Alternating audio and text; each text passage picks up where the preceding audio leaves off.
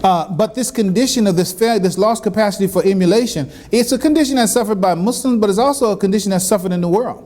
Most people don't know how to emulate, because one of the problems is that when they see excellence, if your ego strength is not there, if your ego is not healthy, then you will not like when you see excellence. You will hate when you see excellence that you can't say that is yours.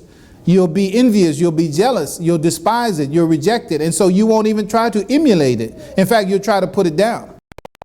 The guy that shot John Lennon,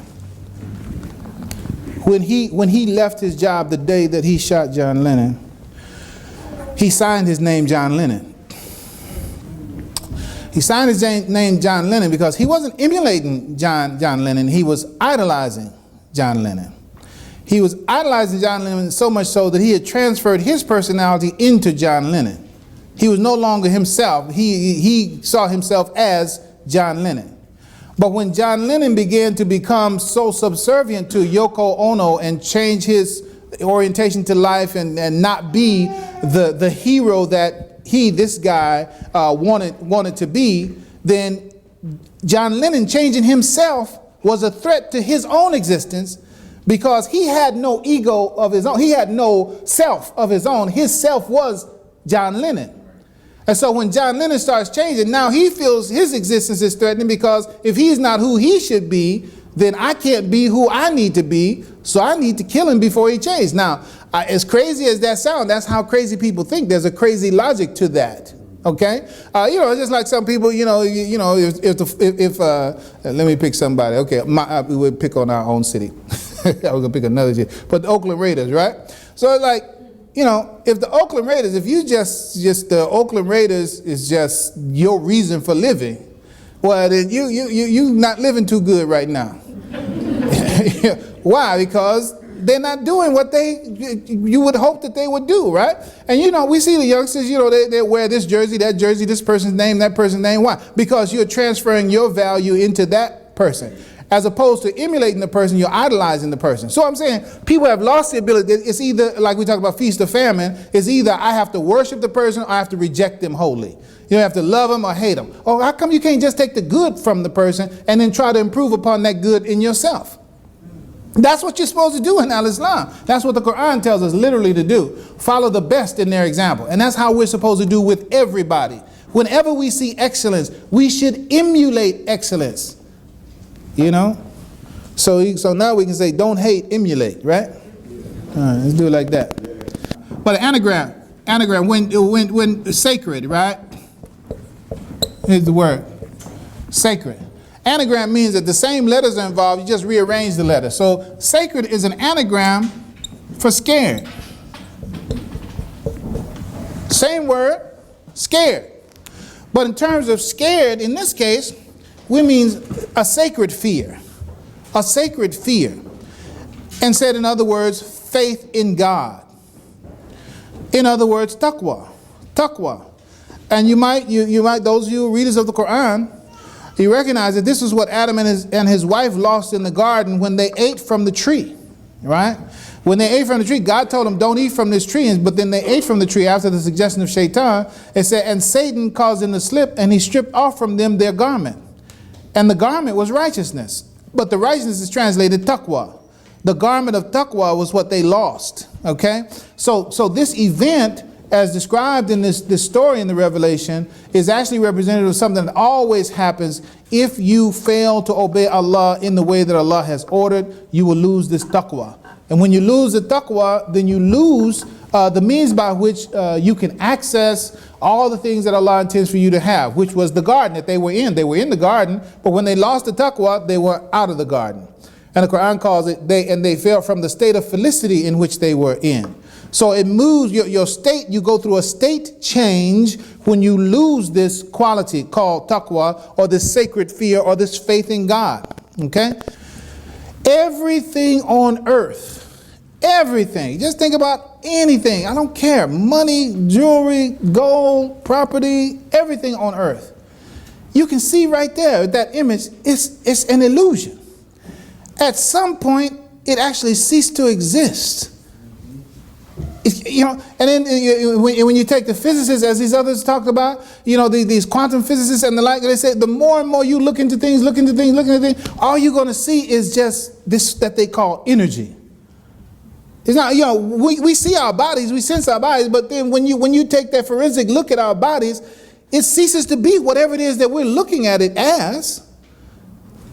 And what does that mean? That the fundamental reality of it beyond our five senses is something that is actually invisible. Yes, our reality is invisible. We see these bodies, but our reality is invisible. As simple as that sound, I'm telling you, once that gets into your mind in the way that I'm praying that it gets into your mind, your life is going to be completely different. You're going to see, like The Matrix, right? You all seen that movie. Most of you seen the movie, I'm sure. When you look at The Matrix, you got this guy sitting in front of this screen. He's sitting in front of the screen, just nothing look like raindrops or something, green raindrops just coming down on the front of the screen. And he's telling, okay, that's a woman, and then that's a man, and then that's a truck moving down the street. And then you look at that and say, damn, that look like nothing to me. Well, you know what? That's how life is. We look at life and we think we're really seeing reality. We're not really seeing reality. Reality is unseen. But as you grow and evolve as a person, the person that I'm talking about right now, when that inner person evolves, when its eyes open up, and when its ears open up, and when its sensitivities come online, you see the world completely differently. And you react and act in the world completely differently. And that's the goal. Because your life is not going to change. They said God will never change the grace he bestows upon the people until they change themselves what is in their own souls. Something on the inside has got to change before anything on the outside changes. That's Islam, brothers and sisters. Do you believe in God? You know what I'm saying? Do you believe that God really exists? Actually. And do you trust what he said? He said, if you're grateful, I'll give you more. Do you believe that? If you believe it, then you ought to start being grateful. Stop thinking about, I ain't got this, we ain't got that, when we going to do? Be grateful for what you got. When you be grateful for what you got, you get more. See, it's like this guy that I was just describing, he's sitting with his back up there. I'm sure he's not grateful. He's not grateful. Because listen, everybody got something to be grateful for. And if you're grateful for that which you have, God said, I'm going to give you more. So all you got to do is just be grateful every day. And you're going to get more every day.